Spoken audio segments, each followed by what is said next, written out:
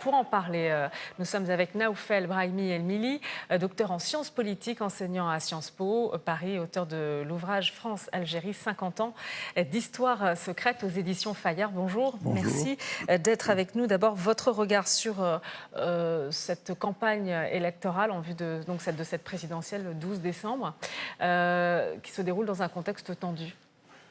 Je dirais aussi calamiteux, parce que le processus déjà mal enclenché. Un petit retour en arrière en 3 phrases.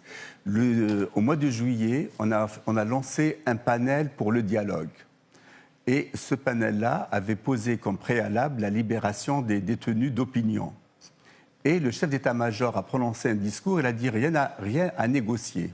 Donc le panel qui a été instauré par le pouvoir était désavoué par ce même pouvoir. Et on fait après des élections. Donc le processus est mal enclenché. Sur le papier, bien sûr, il faut à l'Algérie un président de la République. Ça, c'est une nécessité. Mais dans les conditions actuelles, non seulement les détenus d'opinion n'ont pas été libérés, mais on continue à incarcérer à tour de bras.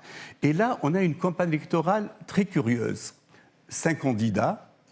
Sur les 5, il y a 2 qui ont été Premier ministre de Bouteflika et 2 qui étaient ministres de Bouteflika. Et il y a un qui est chef d'un nanoparti.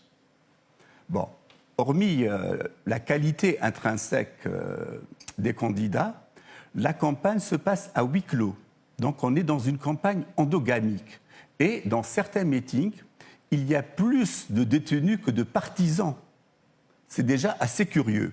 Bon, évidemment, quand je dis il y a des partisans, il y a une partie d'Algériens qui souhaitent aller aux élections par calcul, par sincérité, c'est leur droit. Bon.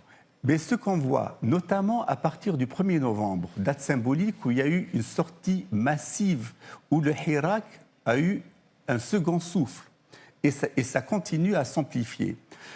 Le pouvoir est tenté par appliquer la feuille de route, on a des présidentielles.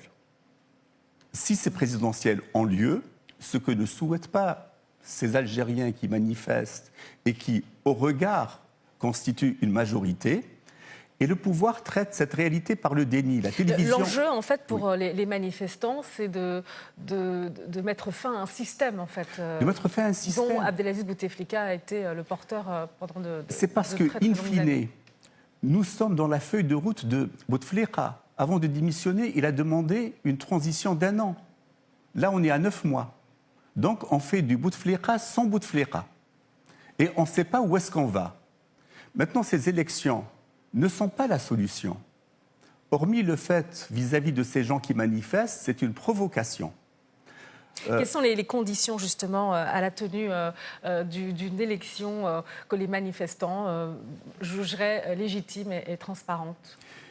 Il demande une période de transition et à partir de laquelle, tout d'abord, il faut des conditions d'apaisement. La libération des détenus, ça c'est le minimum. Et ensuite, la libération des médias. Des millions d'Algériens défilent chaque vendredi et pas une image. Donc le pouvoir traite ce mécontentement, non, ce rejet par le déni. C'est déjà assez surprenant. Et c'est ça qui fait de ces élections, qui leur donne cette couleur de provocation. Et on retrouve, bien sûr, bon, je ne veux pas parler d'une manière nominale des candidats, mais il faut dire qu'il y a un candidat qui était Premier ministre pendant 2 mois et 20 jours, est rattrapé par son passé récent. Dans les conditions actuelles, on voit que c'est assez tendu. Vous parlez d'une campagne électorale qui se déroule à huis clos. Le 12 décembre, ce scrutin, il aura lieu. Et quels sont les scénarios possibles ? Logiquement, on ne veut pas avoir lieu. Mais on n'est pas à une provocation près. Ces arrestations, il y a eu une condamnation d'un jeune qui a porté l'étendard berbère et condamné à 6 mois de prison. C'est une provocation, donc ce n'est pas ça qui va faire arrêter le pouvoir. Il faut s'attendre à un durcissement d'ici le 12 décembre. Si les élections passent, le risque, c'est de radicalisation. Ce qu'on constate, ce qui semble... Radicalisation dans le camp des manifestants ? Oui, des manifestants. Après 9 mois de manifestations pacifiques, ils n'obtiennent rien. Je pense que certains risque d'être tenté par chercher d'autres voies. Aujourd'hui, là, et c'est trop tôt pour le dire, on annonce une grève générale, aujourd'hui et demain sur 2 jours. C'est trop tôt pour le dire. Est-ce que ça sera suivi? On n'en sait rien. La grève générale se constate après. Vous pensez que les Algériens peuvent faire le choix de la violence? Je ne le crois pas, mais d'autres voies. Le jour des élections, vont-ils bloquer les urnes? Je ne sais pas. Mais ces élections-là, ça sera la perduration du système. Et il y a un candidat qui est issu du parti RND, 2 mots sur ce parti-là, qui a été créé il y a un petit quart de siècle. Vraiment très rapidement. Qui a été créé un petit quart de siècle, création ex nihilo, ce que j'appelle un parti poulet aux hormones. 3 mois après, il a eu la majorité. Et poulet, c'est son côté auxiliaire de police. Le pouvoir a besoin d'un auxiliaire de police. Merci beaucoup Naoufel Brahimi El Mili pour cet éclairage. Je rappelle que vous êtes docteur en sciences politiques, enseignant à Sciences Po Paris, auteur du livre, je le rappelle, France-Algérie, 50 ans d'histoire secrète aux éditions Fayard.